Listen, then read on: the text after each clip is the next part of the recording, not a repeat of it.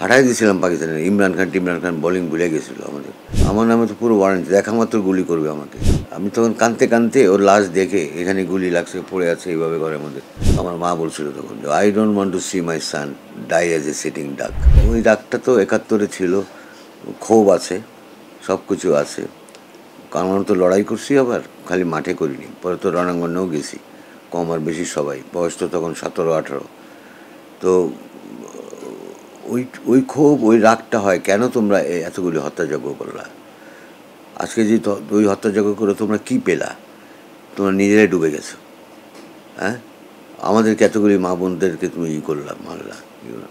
তো ওইটা আমার ভিতরে অবশ্যই, কারণ আমার ফ্যামিলি তো 6 জন মারা গেছে ওইখানে।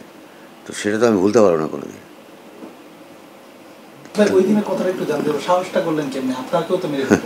হ্যাঁ, আমার নামে ওয়ারেন্ট ছিল। আমার নামে তো পুরো ওয়ারেন্ট, দেখা মাত্র গুলি করবে আমাকে। আমার বাড়ি যখন, ঢাকার বাড়ি অ্যাটাক করলো, তার 4 ঘন্টা আগে আমি বাড়ি খবরটা পেয়েছিলাম লাকিলি। সেটা একটা লম্বা স্টোরি, কীভাবে পেলাম। একটা পাকিস্তানি ক্যাপ্টেন সেই খবরটা দিয়েছিল দীপু ভাইয়ের মারফত, যে রকিবরে বলো টাকা ছেড়ে দিতে, আর সব ইয়াং যারা আছে আমরা কম্বিং অপারেশন করবো। সেই ছিল বালুচি। হ্যাঁ, ওই তো ফুটবল খেলতো তখন, সব পাকিস্তানি পাঠান চাপের ছেলে। তো ওই দীপু ভাই মারা গেছেন ফুটবল, তাকে বলছি তখন তো ল্যান্ড ফোন, যে যেমনে পারো রকিবুলকে খবর দাও, এই খবরটা পৌঁছায় দাও। আমি মারবো না, আমার ব্যাটালিয়ান মারবে না, বাট অন্য ওরা ই করতে পারবে। তখন ওই খবরটা আমার কানে আসলো অ্যাক্সিডেন্টালি। কারণ আমি তখন খুব ভারাক্রান্ত হৃদয়ে বাসা থেকে পুরন ঢাকায় আমি বেড়ে উঠছি। ওখান থেকে হাঁটতে হাঁটতে আমি খবর পেলাম যে মুস্তাক, শহীদ মুস্তাক, যার নামে একটা স্ট্যান্ড দেওয়া আছে। শহীদ মুস্তাক কিন্তু কোনো ক্রিকেটারও ছিল না, কোনো কোচও ছিল না, কোনো শিক্ষিত লোকও ছিল না, তার কোনো ফ্যামিলি ছিল না। হি ওয়াজ ম্যারিড টু ক্রিকেট। তো সে আজাদ বয়েজ ক্লাব প্রতিষ্ঠাতা করে। সেই আজাদ বয়েজ থেকে আমরা উঠে আসছি। He was like my cricketing godfather, এটা বলতে পারি। তো আমি যখন খবরটা পেলাম যে তাকে মেরে ফেলছে ডিডিএসের ভিতরে, আজাদ বয়েজ ক্লাব ওই দিক দিয়ে ছিল, 2 ঘন্টার জন্য না 3 ঘন্টার জন্য কারফিউ উইথড্র করছিল। এই 27 তারিখ, 27-29-এ যখন নাকি 25-এ অ্যাটাকের পরে, আক্রমণের পরে তারা। তো আমি ওই শোনার পরে হাসতে হাসতে আসলাম। আমি তখন কাঁদতে কাঁদতে ওর লাশ দেখে, এখানে গুলি লাগছে, পড়ে আছে এইভাবে ঘরের মধ্যে। ওর সঙ্গে আরেকজন ছিল, যে নাকি ডিডিএসের ওই কেয়ারটেকার ছিল, ওখানে থাকতো। ওরা দুজনই থাকছে, যে একসঙ্গে থাকি সাহস। কালো হয়ে গেছে রক্ত ফ্লোর। ওইটা দেখার পরে তো মানে অন্যরকম। তখনই তো আমি সিদ্ধান্ত নিয়েছি, I will not leave, I will leave.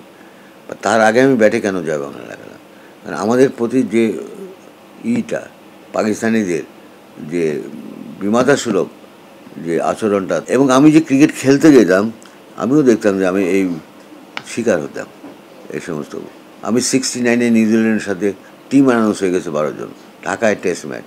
সবাই জানে, আমাকে কংগ্রেচুলেট পর্যন্ত করেছে পাকিস্তানি প্লেয়াররা। আমরা রাওয়ালপিন্ডি থেকে লাহোরে ঢাকায় আসতেছি, টেস্ট ম্যাচ হবে নিউজিল্যান্ডে, যেটা গ্লেন টার্নার, একদম বেবি অফ দ্য সাইড, সে প্রথম সেঞ্চুরি করলো। আগের দিন সে বোধহয় 99 নট আউট ছিল। ওই ম্যাচ আমি খেলবো, সকালবেলা দেখি আমি 12th ম্যান। বাট আমার ভিতরেই ছিল কি, আমার ওই ইটা ছিল, টেনাসিটিতে ছিল, আমি নেভার সে ডাই অ্যাটিচিউড। অনেক আছে না, আমার প্রতি হতাশ হয়ে যায়, আমি কোনদিন হতাশ হয়ে যাবো। আচ্ছা, আই উইল প্রুভ মাইসেলফ। সেই সুযোগটা আসলে 71-এ 26শে ফেব্রুয়ারি। তার আগে জানুয়ারিতে আমি ইস্ট পাকিস্তান টিমের ক্যাপ্টেন। তখন বাংলাদেশ ইস্ট পাকিস্তান ছিল, ইস্ট পাকিস্তান মানে পূর্ব পাকিস্তান আর কি। ওই আন্ডার-19 ফাইনাল ছিল, আমি ইস্ট পাকিস্তান টিমের ক্যাপ্টেন আন্ডার-19।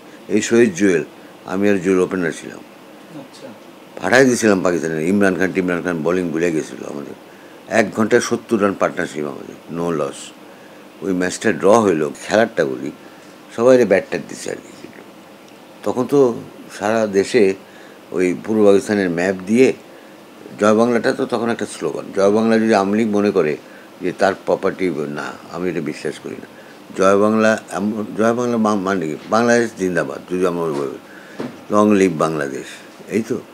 তো ওইটাকে কেউ, ওই রাইট সবার, আপামর জনসাধারণ। তো ওই জয় বাংলার ওয়াজ দ্য স্লোগান। স্টিকার বাড়ে হয়েছিল, বাংলাদেশের সবুজ ম্যাপ, মাঝখানে হলুদ, তার উপরে লাল সূর্য। ওই স্টিকারগুলি গাড়িতে লাগানো হতো।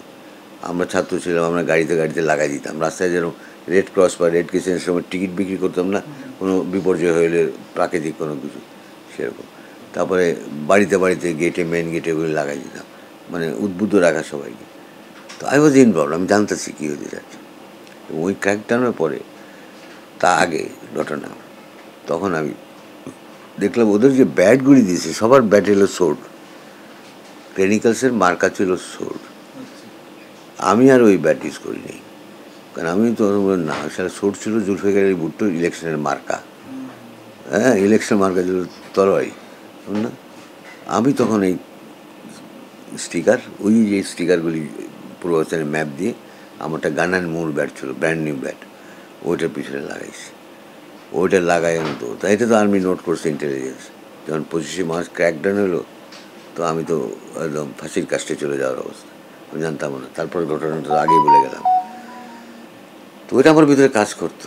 বাঙালি, আমি জুয়েল, আমরা ছিলাম, আমরা সাফার করছি তো ওই ক্রোধ, আমরা যার যার ফিল্ডে ছিল, তো ওইখান থেকে আমরা এটা। তারপর দেখলাম যে বাস্তবে লড়াই করতে হবে। আমি অনেক মাকে দেখেছি, অনেক মার গল্প শুনেছি। জাহানারা ইমাম, ওনার ছেলে রুমি আমার ক্লাস ফ্রেন্ড ছিল, আমরা একসঙ্গে বড় হয়েছি। উনিও বলেছেন যে আমার ছেলে, আমার মা বলেছেন, I don't want to see my sons die as a sitting ডাক।